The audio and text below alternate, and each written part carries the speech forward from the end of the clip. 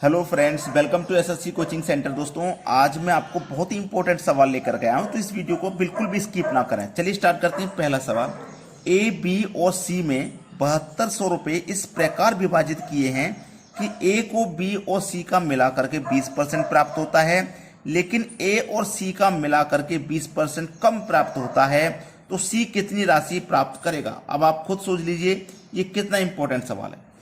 ठीक है, कितना बोला गया, ए को बी और सी का 20% है ना। 20% की फ्रैक्शन वैल्यू कितनी होती है, 1/5। तो ए को मिलेगा 1, ठीक है, और बी और सी को कितना मिलेगा भैया, 5 मिलेगा। ये है इसका मतलब, समझ गए हैं। फिर बाद में बोला गया कि 20% कम प्राप्त होता है। 20% की फ्रैक्शन वैल्यू तो आप जानते हैं 1/5 ही होती है ना, 1/5 होती है। तो यहां पे लिखिए, ये जो प्राप्त होता है ना, बी का सी को मिलाकर 20% प्राप्त होता है, लेकिन ए और सी का मिलाकर के 20% कम प्राप्त होता है। ए और सी का है ना, तो ये बी को प्राप्त हुआ ए प्लस सी, तो बी को कितना मिलेगा भैया। यहाँ पे ध्यान रखना, एक चीज हमेशा याद रखना, उसने बोला है 20% कम प्राप्त होता है, तो 4 में से 1 कम प्राप्त होगा तो कितना, 5 में से 1 कम प्राप्त होगा तो कितना मिलेगा, 4, और ए और सी का कितना मिला के कितना भैया, 5 है। ठीक है, इतना समझ में आ गया है। अब देखो, उसने बोला है सी कितनी राशि प्राप्त करता है।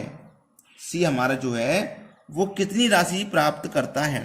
हमारे पास व्यक्ति कितने हैं, याद रखना, ए, बी और सी, ये 3 व्यक्ति हैं हमारे पास। ए, बी, सी 3 व्यक्ति हैं। यहां 3 से गुना कर दो, यहां भी 3 से गुना दो। 3 एक कम 3, 3 पंजे 15, दोनों मिलाकर कितने हो गए, 18 ही तो हो गए। तो टोटल कितना हो गया भैया, 18 हो गया।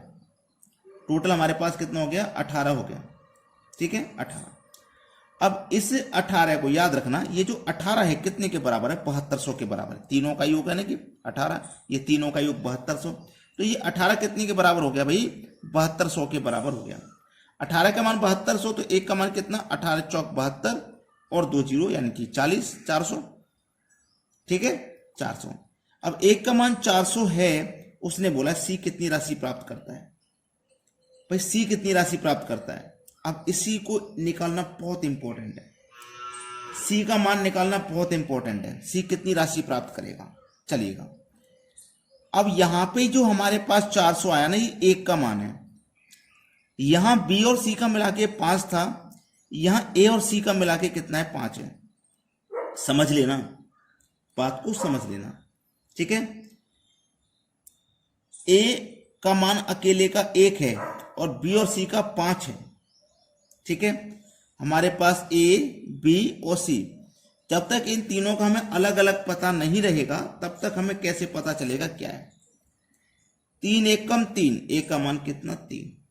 समझ लेना, बी और सी दोनों का मिला के 15 है।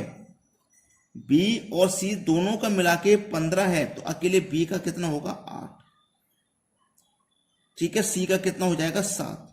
ये हमारा अलग अलग हो गया, जिससे हमें पता चल गया कि सी का जो मान है हमारे पास 7 है। तो एक की वैल्यू 400, तो 7 की वैल्यू कितनी, 7 चौके 2800। 2800 मिलेगा हमारे डी ऑप्शन में। ये हमारे सवाल का हो जाएगा बिल्कुल सही आंसर। देखो यहां पे मैं 2 से गुना करूंगा, 4 दूनी 8। बी का मान मेरा कितना आ गया, 8। जब बी का 8 है तो सी का 7 ही तो बचेगा, सी का हमारे पास 7 बचेगा। अब देखेंगे अगला प्रश्न। अगला सवाल, कम से कम संख्या ज्ञात करें जो 4, 5, 6, 7 और 8 से विभाजित होने पर शेष 3, 4, 5, 6 और 7 छोड़ देता है। ठीक है, 4, 5, 6, 7 और 8 का एलसीएम लीजिए। 4, 5, 6, 7 और 8 का आप एलसीएम लोगे तो एलसीएम आ जाएगा आपका 840। एलसीएम कितना आ जाएगा, 840 आ जाएगा। ठीक है, हमारा एलसीएम कितना आ गया, 840। अब एक बात याद रखें, इस 840 में से आप 1 माइनस कर दें। ठीक है, क्योंकि 4 से डिवाइड करेंगे तो 3 बचेगा, 5 से डिवाइड करेंगे तो 4 बचेगा, हर बार 1 कम बचेगा ना, तो आप 1 को माइनस कर दें तो वह संख्या 839 हो जाएगी। देखो 840 तो हमारा एलसीएम है, जो कि इन सभी संख्याओं से पूरा पूरा कट जाएगा, तो हमें पूरा पूरा तो काटना है नहीं, हमें तो शेष छोड़ना है इतना। हर बार 1 शेष छोड़ेगा तो 1 माइनस कर दो, हर बार 2 शेष छोड़ेगा तो 2 माइनस कर दो। ठीक है, तो हमारी जो संख्या है ना वो 839 हो जाएगी। 839 जो कि हमारे बी ऑप्शन में दिया गया सवाल का सही आंसर। अब देखेंगे अगला प्रश्न। अगला सवाल है 39 छात्रों की कक्षा में 26 लड़कियां हैं। इन लड़कियों का औसत 42 किलोग्राम है और पूरी कक्षा का औसत वजन 48 किलोग्राम है। कक्षा में लड़कों का औसत वजन क्या है? एक बात याद रखना, संख्या में औसत से गुना करोगे तो हमेशा योग मिलेगा। याद रखना, संख्या कितनी है भैया आपके पास? 26।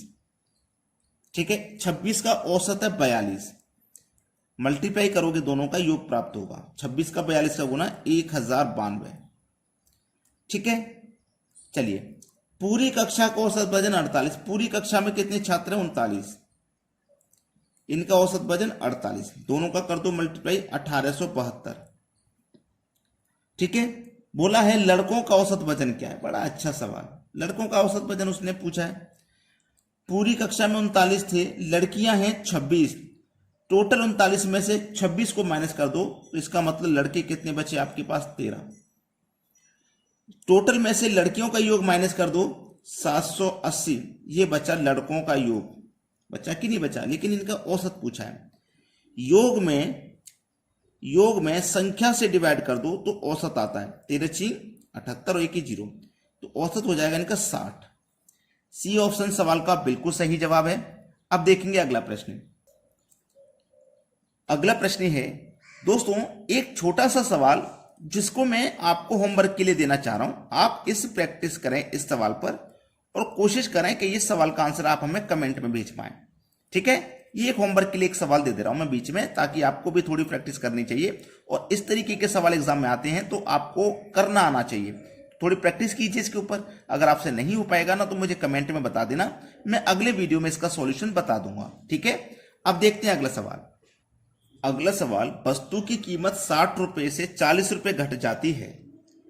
खर्च 16 सही 2/3% बढ़ जाता है। वस्तु की खपत पर क्या प्रभाव पड़ेगा? बड़ा ही अच्छा सवाल, बेहतरीन क्वेश्चन। 16 सही 2/3%, इसकी फ्रैक्शन वैल्यू होती है 1/6। ठीक है, यहां तक समझ में आ गया? Profit cost price example. समझना अब इस सवाल को, क्योंकि इसको नहीं समझा तो समझ लीजिए कुछ नहीं समझा। 20 से कटेगा 3 बार में, 20 से कटेगा 2 बार में।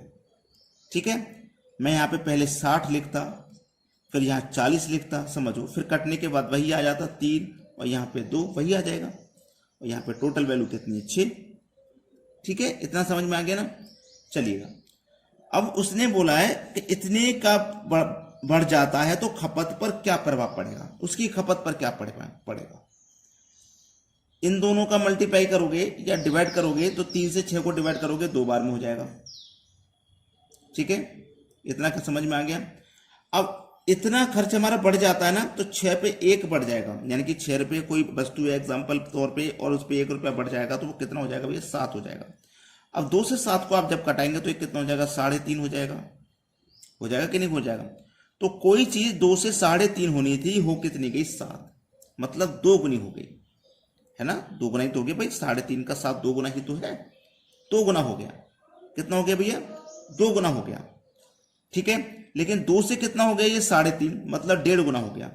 तो 2 से हो गया 3.5 मतलब 1.5 गुना, कितने पर? 2 पर। प्रतिशत के लिए 100 से गुना, 2 से 100 कटेगा 50 बार में, 50 का 1.5 गुना कर दो, 75 हो जाएगा। 75% सही जवाब है बी ऑप्शन। अब देखते हैं अगला सवाल। अगला सवाल है एक व्यक्ति कुल वस्तुएं 3 रुपए में 5 की दर से खरीदता है, उतनी ही वस्तुएं 2 रुपए में 3 की दर से खरीदता है और सभी वस्तुओं को 4 रुपए में 5 की दर से बेचता है। उसका लाभ या हानि प्रतिशत क्या है? कॉस्ट प्राइस 3 रुपए में 5 की दर से, 3 रुपए में 5 की दर से। समझ लेना सवाल को, बेहतरीन क्वेश्चन है। ठीक है, 3 रुपए में 5 की दर से, 3 पंजे 15, 5 तिया 15, 3 तिया 9। फिर बाद में है 2 रुपए में 3 की दर से। ठीक है, 2 रुपए में 3 की दर से, वस्तुएं कितनी? 15। ठीक है, 3 पंजे 15, 2 पंजे 10। बाद में फिर कितना? 4 रुपए में 5 की दर से, ₹4 में 5 की दर से कितना 30, 5 6 30, 4 6 24। अब बहुत से बच्चे इस बात को कह रहे होंगे कि यहाँ पे ये 15 कैसे आया, यहाँ पे ये 30 कैसे आया। आपके दिमाग में ये बात है या नहीं है, पहले मुझे ये बता दीजिए। होगी 3 पंजे 15, तो 2 तिया 6 होना चाहिए, हमने 15 क्यों लिया भाई? यही तो बात है आपके दिमाग में।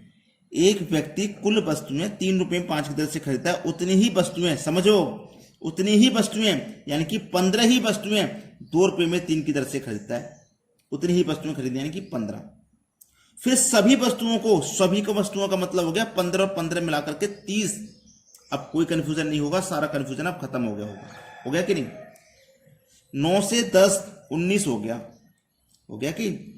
और 19 में 24 जोड़ो भाई, 19 और 24 का अंतर आप जब करोगे 19 24 का अंतर आ जाएगा 5 बटे में कितना 19, प्रतिशत के लिए 100 से गुना, ठीक है। 500 बटे में 19 कटा दो 26.3। पहला ऑप्शन हो जाएगा सवाल का बिल्कुल सही आंसर। उम्मीद करूंगा कि सभी प्रश्न आपको बहुत अच्छे से समझ में आ गए। वीडियो देखने के लिए बहुत बहुत धन्यवाद।